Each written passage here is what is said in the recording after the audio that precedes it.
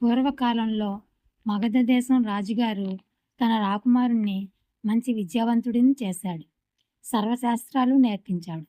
ఒకరోజు రాజ్యంలోని కొందరు ప్రజలు రాజు దగ్గరకు వచ్చారు. అడవికి దగ్గరగా ఉన్న తమ గ్రామాలలోకి క్రూరమృగాలు వస్తున్నాయని, వాటి నుండి తమను రక్షించాలని కోరారు. వెంటనే రాజు పక్కనే ఉన్న యువరాజు వంక చూశాడు. ఆ చూపు అర్థం చేసుకున్న యువరాజు ప్రజల వెంట అడవికి బయలుదేరాడు. క్రూరమృగాల్ని వేటాడుతూ యువరాజు అడవిలో చాలా దూరం వెళ్ళిపోయాడు. క్రూరమృగాల్ని చాలా మట్టుకు వధించాడు. వేటలో అలసట చెందిన యువరాజుకు దాహం వేసింది. నీటి కోసం చుట్టూ చూశాడు. ఎక్కడా నీటి జాడ కనిపించలేదు. దగ్గరగా ఉన్న ఒక చెట్టు ఎక్కి చూడగా కొద్ది దూరంలో ఒక ఆశ్రమం కనిపించింది. చెట్టు దిగి ఆశ్రమం చేరుకున్నాడు. ఆశ్రమంలో ఒక స్వామి ధ్యాన నిమగ్నుడై ఉన్నాడు. యువరాజు వచ్చిన అలికిడికి కళ్ళు తెరిచిన ఆ స్వామి యువరాజును లోనికి ఆహ్వానించి అతిథి మర్యాదలు చేశాడు. సేదతీరిన యువరాజును ఆ స్వామి, మీరెవరు, మీ పేరేమిటి అని ప్రశ్నించాడు. అందుకు ఆ యువరాజు, స్వామి, మాది సమీపంలోని ఒక రాజ్యం. నేను యువరాజును. నా పేరు మోహదీప్తుడు. అయినా అందరూ నిస్సంగుడు అని పిలుస్తారు అని వదిలిచ్చాడు. అప్పుడు స్వామి, నాయనా, నీ పేరు విచిత్రంగా ఉందే అన్నాడు. అందుకు ఆ యువరాజు, స్వామి, నా ఒక్క పేరేమిటి, మా రాజ్యంలో పేర్లన్నీ ఇలాగే ఉంటాయి అనగానే స్వామికి ఏదో తోచింది. యువరాజా, మీరు ఇక్కడే విశ్రాంతి తీసుకోండి. మీ పైనున్న మీ ఉత్తరీయం నాకు ఇవ్వండి. నేను రాజ్యంలోకి పోయి మరలా వస్తాను అని ఉత్తరీయాన్ని తీసుకున్నాడు. కొంత దూరం పోయిన తర్వాత ఆ ఉత్తరీయానికి అక్కడక్కడ కొంత రక్తం మరకలు పులుముకొని రాజ్యం చేరుకున్నాడు ఆ స్వామి. అంతఃపుర ద్వారం దగ్గర ఒక దాసి ఎదురైంది స్వామీజీకి. అప్పుడు ఆ స్వామి ఆ దాసితో, అమ్మా, అడవిలో మీ యువరాజును పులి చంపేసింది. ఇదిగో రక్తంతో తడిసిన ఆయన ఉత్తరీయం అని ఆ ఉత్తరీయాన్ని ఆ దాసికి చూపించాడు. అప్పుడు ఆ దాసి, దాందేముంది స్వామి, భగవద్గీతలోని 2వ అధ్యాయంలోని శ్లోకాలను గుర్తు తెచ్చుకోండి అని చెప్పి వెళ్ళిపోయింది. ఆశ్చర్యపోయిన ఆ స్వామి అంతఃపురంలోని రాజు దగ్గరకు పోయి యువరాజు మరణం గురించి చెప్పాడు.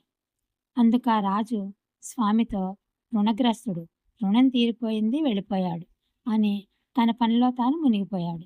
స్వామీజీకి మరింత ఆశ్చర్యం వేసింది. సరే అనుకుని రాణి దగ్గరకు పోయి కొడుకు మరణ వార్త ఆమెకు వినిపించాడు స్వామి. అందుకు ఆమె బాధపడలేదు. పైగా స్వామి, చెట్టుపై సాయంత్రం చేరిన పక్షులు ఉదయమే వెళ్ళిపోతాయి. మరలా సాయంత్రం ఆ చెట్టుపైకి ఎన్ని పక్షులు చేరుకుంటాయో తెలియదు కదా అని అన్నది. ఇదేమిటి, ఈమె కూడా ఇట్లా అన్నదే అని ఆ స్వామి యువరాజు భార్య దగ్గరకు పోయి విషయం అంతా చెప్పాడు.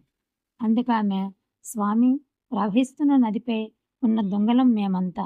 అలలపై కొన్ని దొంగలు కొట్టుకుని పోతాయి. అందుకు చింతించాల్సిన పని లేదు అని సమాధానం చెప్పింది. స్వామి ఇక్కడ ఇంకేం పని లేదనుకుని ఆశ్రమానికి చేరాడు. యువరాజుతో, రాజా, మీ రాజ్యాన్ని శత్రురాజులు ఆక్రమించుకున్నారు.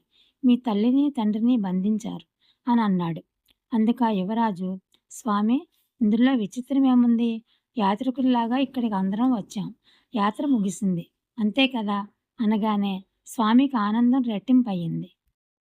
శంకరాచార్యుల వారు చెప్పిన నిర్మోహత్వం అంటే ఏమిటో, నిస్సంగత్వం అంటే ఏమిటో అప్పుడు అర్థమైంది స్వామీజీకి. సాధారణంగా మన వస్తువుల మీద, వ్యక్తుల మీద ఇది నాది అనే భ్రమను పెంచుకుంటాం. ఈ కథలో యువరాజు తన రాజ్యాన్ని కేవలం ఒక సత్రంలాగా భావించాడు. రాజ్యం పోయింది అని తెలిసినప్పుడు అతను కుంగిపోలేదు. ఎందుకంటే ఆ రాజ్యం తనతో శాశ్వతంగా ఉండదని అతనికి తెలుసు గనుక.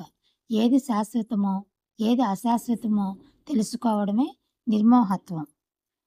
నిస్సంగత్వం అంటే దేనితోనూ అంటుకోకుండా ఉండడం.